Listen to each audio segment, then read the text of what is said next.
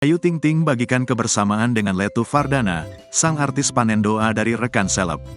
Ramadan 2024 menjadi momen bahagia untuk Ayu Ting Ting. Bagaimana tidak, Ayu Ting Ting kini telah dilamar dan telah punya calon suami pada Ramadan 2024. Pada momen Ramadan 2024 ini, Ayu Ting Ting pun membagikan kebersamaannya dengan sosok Letu Vardana.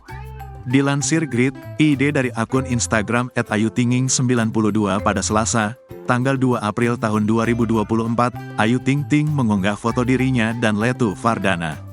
Dalam unggahan itu, keduanya terlihat memakai pakaian warna senada dan tersenyum ke arah kamera. Ayu Ting Ting menyebut bahwa Ramadan kali ini penuh cinta. Ramadan penuh cinta, tulis Ayu Ting Ting. Rekan artis dan netizen pun tak ketinggalan memberikan komentar atas unggahan Ayu Ting Ting ini.